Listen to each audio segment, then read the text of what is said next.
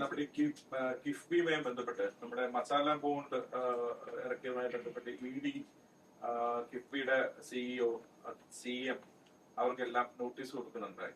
അപ്പൊ ലാൻഡ് അക്വിസിഷനുമായിട്ട് ബന്ധപ്പെട്ട് വലിയ ലാൻഡ് അക്വയറിയും പർച്ചേസ് ചെയ്യുന്നതിലാണ് കിഫ്ബി ചെയ്ത, അതിലാണ് ഇ.ഡി. ഒബ്ജക്ഷൻ പറഞ്ഞിട്ടുള്ളത്.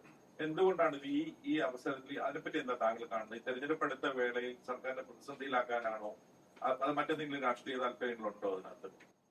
അതിൽ അവസാനം പറഞ്ഞ കാര്യം തിരഞ്ഞെടുപ്പ് എടുക്കുമ്പോൾ ചില കാര്യങ്ങൾ ഉണ്ടാവുമല്ലോ. അതിൻ്റെ ഭാഗമായിട്ട് പല കാര്യങ്ങൾ ആലോചിക്കുന്നുണ്ടാകാം. അതിലൊന്നായിരിക്കാം ഇത്. ഇനി എന്തൊക്കെയാണ് വരാനുള്ളത് എന്ന് അവർക്കേ അറിയാവൂ, നമുക്കറിയില്ലായിരുന്നു. പക്ഷേ ഇത് വളരെ പരിഹാസ്യമായിപ്പോയി. കാരണം ഈ കിഫ്ബിക്കെതിരെയുള്ള നോട്ടീസ് എന്ന് പറയുന്നത് തീർത്തും പരിഹാസ്യമായൊരു കാര്യമാണ്. കിഫ്ബി എന്തിനാണ്? ഞങ്ങളത് പലവട്ടം വ്യക്തമാക്കിയിട്ടുള്ളതാണ്. ഈ കേരളത്തിൽ എല്ലാവർക്കും അറിയാലോ. പശ്ചാത്തല സൗകര്യ വികസനത്തിന് വേണ്ടിയാണ് കിഫ്ബിയെ കൊണ്ടുവന്നത്.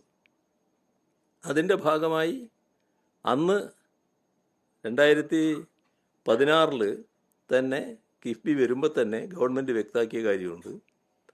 5 വർഷം കൊണ്ട് 50,000 കോടി രൂപയുടെ പശ്ചാത്തല സൗകര്യ വികസനം ഉണ്ടാക്കാനാണ് ഉദ്ദേശിക്കുന്നത്. ഒരു ബദൽ സാമ്പത്തിക സ്രോതസ്സായിട്ടാണ് നമ്മളതിനെ കണ്ടിരുന്നത്. ഫലപ്രദമായത് പ്രവർത്തിച്ചു. അതിൻ്റെ ഭാഗമായി 50 അല്ല 62,000 കോടി രൂപയുടെ പദ്ധതികളാണ് ആ ഘട്ടത്തിൽ ഏറ്റെടുക്കുന്ന നില വന്നത്. ഇപ്പോൾ അത് 90,000 കോടി കടന്നു നിൽക്കുകയാണ്.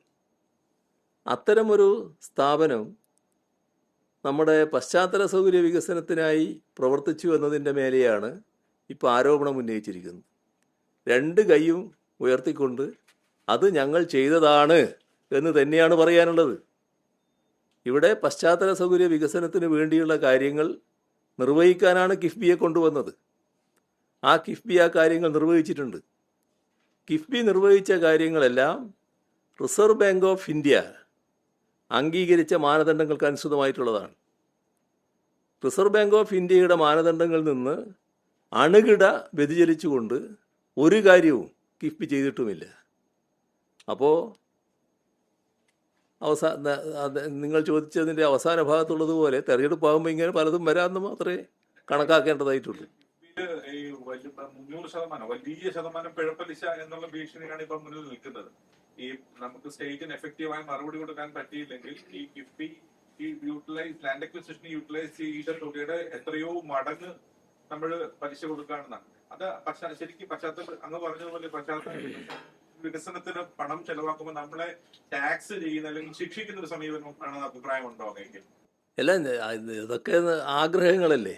ഇന്നതെല്ലാം ചെയ്യുമെന്നും ആഗ്രഹം പ്രകടിപ്പിക്കുന്നതാണല്ലോ. അതിനാണല്ലോ നമ്മുടെ നാട്ടിൽ നിയമവ്യവസ്ഥകളുള്ളത്.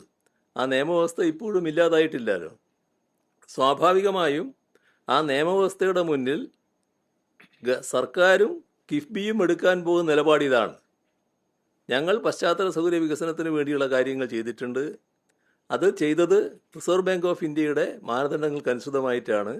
ഒരു ലംഘനവും ആ കാര്യത്തിൽ ഞങ്ങളുടെ ഭാഗത്തുനിന്നുണ്ടായിട്ടില്ല. ഇതാണ് സ്വീകരിക്കാൻ പോകുന്ന നിലപാട്.